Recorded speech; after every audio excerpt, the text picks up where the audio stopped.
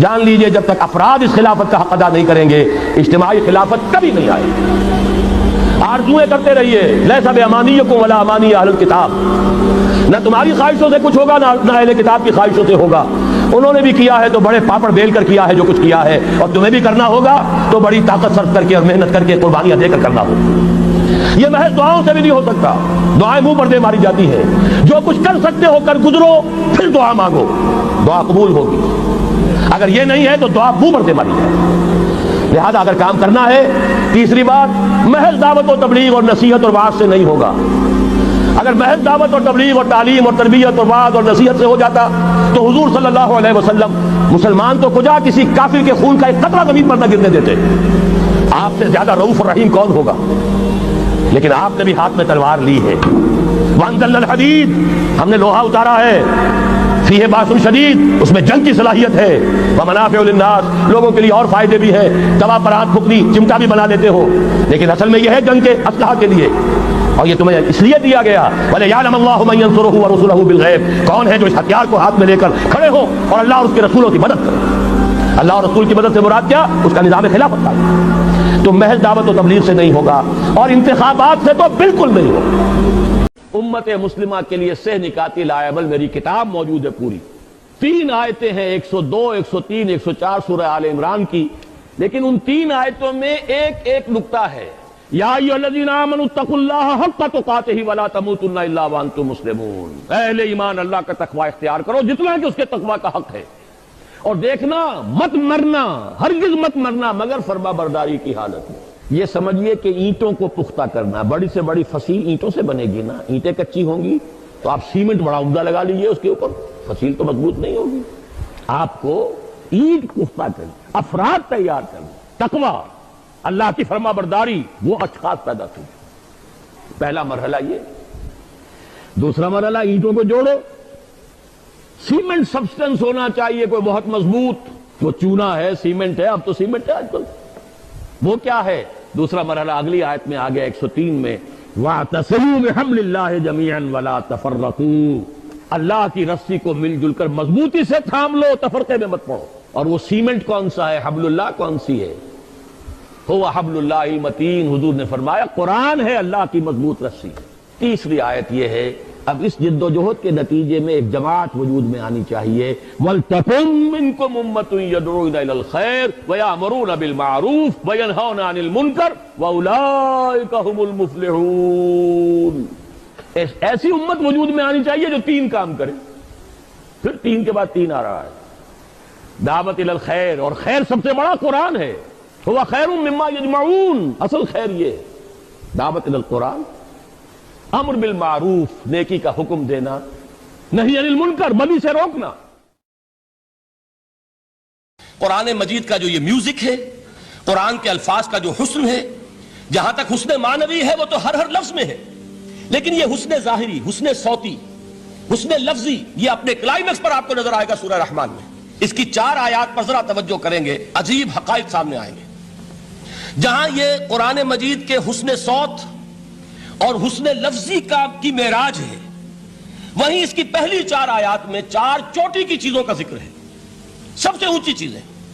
پہلی آیت کیا ہے؟ الرحمن، ایک آیت ہو گئی۔ رحمان کیا ہے؟ اللہ کا نام ہے۔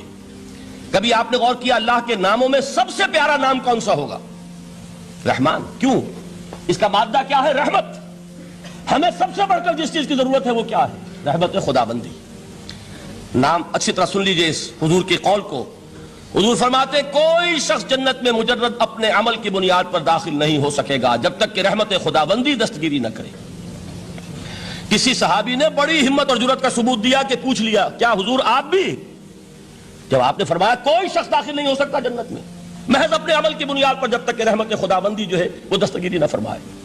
پوچھا گیا کیا آپ بھی؟ آپ نے فرمایا ہاں میں بھی۔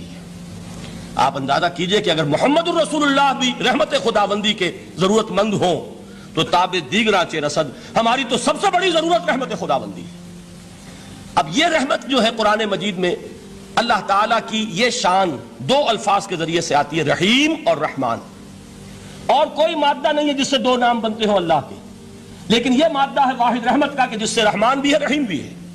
رحیم صفت مشبہ ہے، رحمت دائم ہو جائے گی، مستقل ہوگی تو رحیم کہیں گے.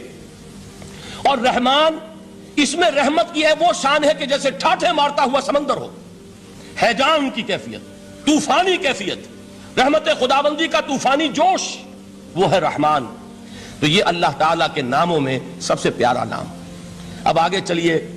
الرحمن علم القرآن، رحمان نے قرآن سکھایا. رحمت خداوندی کا سب سے بڑا مظہر، رحمان کی رحمانیت کا سب سے بڑا مظہر قرآن ہے. ان میں جو منطقی ربط ہے اس کو سمجھتے جائیے. اچھا آپ یہ سوچئے، جو علم بھی انسان کو حاصل ہوا وہ کس نے دیا؟ اللہ نے. سائنس کا علم کس نے دیا؟ اللہ نے. علم آدم الاسماء کلہا، وہ علم الاسماء جو حضرت آدم کو دے دیا گیا تھا ازل میں، یہ اسی کا ظہور ہے، یہ اسی کی ایکسفولیشن ہے جو ہو رہی ہے اور ہوتی رہے گی ابھی. اور دوسرے علم ہے وہ کس نے دیے؟ اللہ نے دیے. لا یحیطون بشیء من علمہ الا بما شاء، مخلوق میں سے کوئی اللہ کے علم میں سے کسی شے کا احاطہ نہیں کر سکتا مگر وہ جتنا اللہ دینا چاہے. لیکن یہ کہ تمام علوم میں چوٹی کا علم قرآن. نوٹ کرتے جائیے، اب چوٹی کی چیزیں جمع کیجئے. اللہ کے ناموں میں چوٹی کا نام رحمان. اللہ نے جو کچھ انسان کو سکھایا اس میں چوٹی کا علم قرآن. خلق الانسان، انسان کو پیدا فرمایا. سوال یہ کہ حیوانات کو کس نے پیدا فرمایا؟ آسمان کس نے پیدا کیے؟ زمین کس نے پیدا کی؟ فرشتے کس نے پیدا کیے؟ کیا مطلب خلق الانسان؟ اس کی تمام مخلوقات میں اس کا کلائمیکس، اس کی تخلیق کی معراج، اس کے تخلیق کا نقطہ عروج انسان ہے. یہ ہے کہ جو مسجود ملائک بنا ہے. وَلَقَدْ كَرَّمْنَا بَنِي آدَمَ وَحَمَلْنَاهُمْ فِي الْبَرِّ وَالْبَحْرِ وَرَزَقْنَاهُمْ مِنَ الطَّيِّبَاتِ وَفَضَّلْنَاهُمْ عَلَى كَثِيرٍ مِّمَّنْ خَلَقْنَا تَفْضِيلًا. تو تخلیق میں سب سے اونچی تخلیق انسان کی، علموں میں سب سے اونچا علم قرآن کا، اللہ کے ناموں میں سب سے اونچا نام رحمان. اب آئیے چوتھی چیز، علمہ البیان، انسان کو بیان کی صلاحیت عطا فرمائی. کیا اور کوئی صلاحیت عطا نہیں کی؟ بینائی کس نے دی؟ اللہ نے. اسی طریقے سے سماعت کس نے عطا فرمائی؟ اللہ نے. کتنی فیکلٹیز ہیں، کتنے ایکسٹرنل آرگنز ہیں سینس کے، کتنے انٹرنل سینسز ہیں جو اللہ نے دیے ہیں. لیکن یہاں بھی سمجھ لیجئے جتنی فیکلٹیز ہیں ہیومن فیکلٹیز، ان میں ٹاپ کی فیکلٹی جو ہے وہ اسپیچ ہے، کلام ہے، بیان ہے. جن لوگوں نے میڈیکل سائنس کا مطالعہ کیا ہے وہ جانتے ہیں کہ یہ برین ہے، ہیومن برین، اس برین میں جو وہ اوپر ایک زرد سا مادہ ہوتا ہے، گرے میٹر، اس کی ایک کوٹنگ ہوتی ہے. یہ ہائیسٹ ایوالوڈ فارم ہے اور اس میں سب سے بڑا رقبہ جو ہے وہ اسپیچ سینٹر کہلاتا ہے. اسی لیے انسان کو حیوان ناطق کہتے ہیں. حیوان کے اور انسان کے مابین امتیاز قائم کیا گیا، نطق، گویائی، بولنا. اب یہ کیا چیز ہوئی؟ انسان کی صلاحیتوں میں سے سب سے اونچی صلاحیت. 4 آیتیں ہو گئی نا. اللہ کے ناموں میں سب سے چوٹی کا نام رحمان. اس نے جو علوم پیدا کیے ان میں چوٹی کا علم قرآن. اس نے جو مخلوقات پیدا فرمائی ان میں چوٹی کی مخلوق انسان. انسان کو جو صلاحیت اور استعدادات عطا فرمائی ان میں چوٹی کی استعداد بیان. جمع کیجئے، نتیجہ کیا نکلے گا؟ وہ نتیجہ ایک حدیث نبوی کی شکل میں سامنے آتا ہے. پہلی حدیث میں نے یہی پڑھی تھی، اس کے راوی کون ہے؟ عثمان ابن عفان.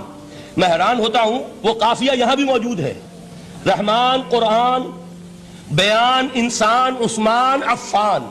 باپ کا نام بھی اسی وزن پر ہے، عثمان ابن عفان. عن عثمان ابن عفان رضی اللہ تعالی عنہ قال قال رسول اللہ صلی اللہ علیہ وسلم.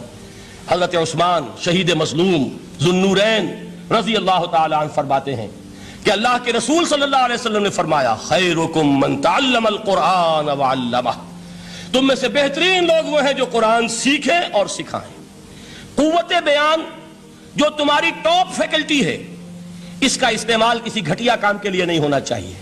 دیکھیں اردو میں محاورہ ہے کہ توپ سے مکھی نہیں ماری جاتی. توپ بنائی گئی ہے کسی بڑی شے کے لیے، مکھی مارنے کے لیے توپ استعمال نہیں ہوتی.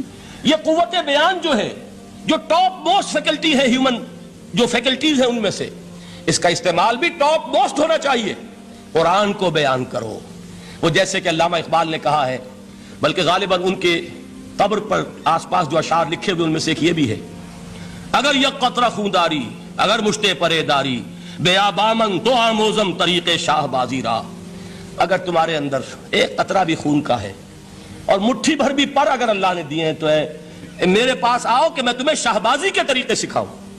اسی طرح جان لیجئے اگر اللہ نے قوت گویائی عطا فرمائی، اگر اللہ نے تمہیں حیوان ناطق بنایا، اگر اللہ تعالیٰ نے تمہیں یہ صلاحیت عطا فرمائی، اس صلاحیت کا مصرف دنیا کو نہ بناؤ، اس صلاحیت کا مصرف اللہ کے کلام کو پھیلانے پر اس کو صرف کرو۔ خیرکم من تعلم القرآن وعلمہ، خیر جب لفظ آتا ہے بغیر من کے، ورنہ تو آتا خیر من ہو، تو یہ ہوگی کمپیریٹیو جو ایک ایڈجیکٹیو جو ہوتی ہے، لیکن یہ سپرلیٹیو ڈگری ہے جب بغیر من کے ہوگا۔ خیرکم، دی بیسٹ امنگسٹ یو، جو تم میں بہترین لوگ ہیں وہ کون ہیں؟ من تعلم القرآن وعلمہ، جو قرآن سیکھیں اور سکھائیں، قرآن پڑھیں اور اسے بیان کریں۔